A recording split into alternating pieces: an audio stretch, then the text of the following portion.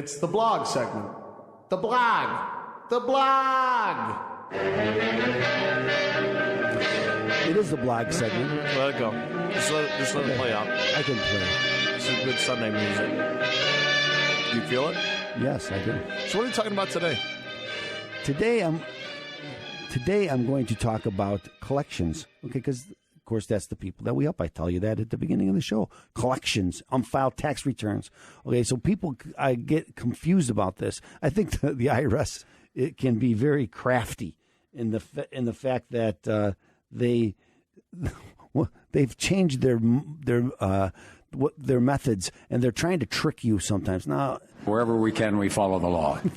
Very good. And they often don't follow the law because they can't. I love that. They just the sound bites they have are I know. When I mean the government. Well, you know what? And again, I'm going to mention this because I'm doing a CLE course where I teach other lawyers about tax things, because I know about tax stuff and I teach other people about this. But I always ask, whenever I talk to an audience about the IRS, I always start by asking, what do you think the budget of the IRS is? Do you think it's, what do you think? It's $500 million? I mean, come on, $700 million? I think it's like about $1 billion, right? Is it $7 billion? No, it is between 11 and $12 billion last year. Something in between. 12 billion with a B, billion dollars. That's the IRS budget. So when you hear on the news that the IRS just doesn't have the budget to go after people, they're wrong. They have the budget to go after you.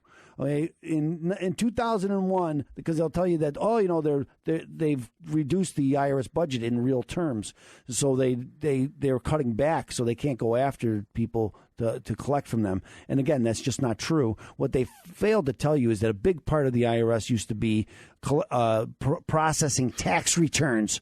Okay, and there is a video of, and the IRS explains to you the process of processing tax returns. It's complicated, and it takes a lot of manpower and paperwork. And now 92% of all tax returns last year, 2019 or 2018, was 92% were done electronically. So all of that work that the IRS used to do to process paper tax returns is gone. They don't have to do that anymore. So anybody tells you that this slightly reduced budget is somehow going to hamper the IRS for what they have to do, I think is just ridiculous. They'll make it a burden on the regular person. So what happens is now what and sometimes people say, well, I just filed my tax return. I want to. Can you set up a payment plan for me, Attorney Leahy? And the answer is I can't, because you're not. It hasn't.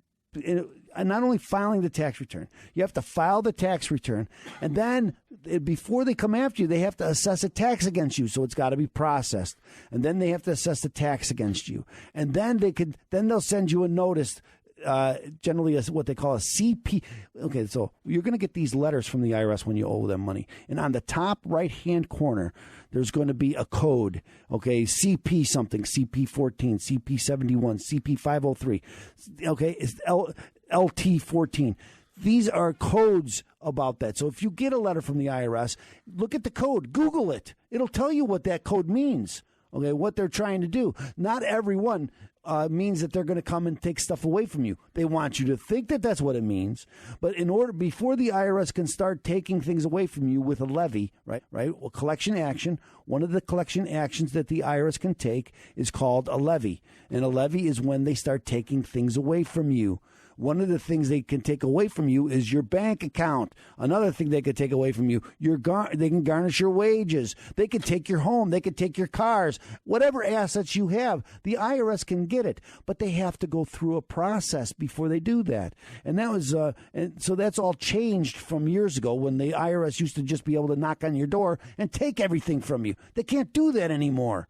They have there is a process that they must go through. So they have to send first, if you owe them money, after you send in your tax return, if you didn't include a check and you owe them money, they'll first send you a letter and say, hey, you owe us some money. You better send it in. Then they have to send you a second letter that says, hey, we said you this, we told you this, that you owe us. Better send us the money. now it starts getting more. They start getting more onerous, but they still have to follow all of these steps before they send you this letter that's called the notice of intent to levy. Used to be that whenever a client of mine got a letter, a certified letter from the IRS, now you're going to get that final notice of intent to levy. And they used to call it a final notice of intent to levy, and they sent it certified mail. But now they start sending certified mail even when they don't. So to make it appear more important, they want you to be afraid.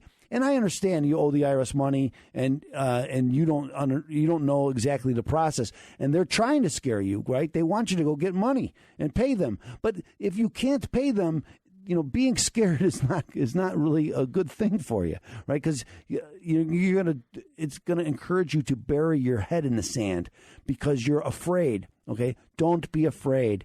They have to follow this process. If you want to know what the process is, and again, there's these letters. When you get the letter at the top, there's going to be this code. Google it. It'll tell you where you are in the process. It's so important. So if you have to get assessed, then they have to go through this process, and only then can they start doing collection actions. Okay. Now, what if you don't file a tax return? Well, then they can't assess the tax against you, and they can't come after you. So what does the IRS do? They'll file your tax return for you, the substitute for return. Then that return will be exaggerated. So I have a client now that we just redid her. We just did a return for her where the IRS did an SFR. They taxed her. They said her taxes due were $60,000. We redid her tax return. It turns out she owed $14,000. Okay, so huge difference, right? So very, very much so. And so this is what, and if you don't go back and redo that tax return, they've assessed a tax against you for $60,000. You owe $60,000, and they're going to take it from you. It's like last week we talked about, are you paying what the IRS says, or do you owe what the IRS says you owe? Well, you have to take that under control. You have to be able to call a company like Opem Tax Resolution, a great company, a fantastic, a huge company. Huge company. But remember, Opem Tax Resolution is there for you. So if you're having any issues with the IRS, if the big G is coming after you, and you don't know how you're going to fight it, and you're worried that your business is going to go under, you're worried that your livelihood is threatened, you have to call Opem Tax Resolution 312-664-6649 or visit ChicagoTaxTeam.com. It's going to be your hub to fight the IRS.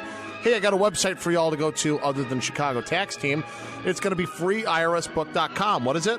freeirsbook.com. One more, everybody. freeirsbook.com. Go there, receive your free IRS book, your free copy of your free IRS book. Okay, it's a great little tool to help. So listen to our sponsors. Come back on AM560 the Answer.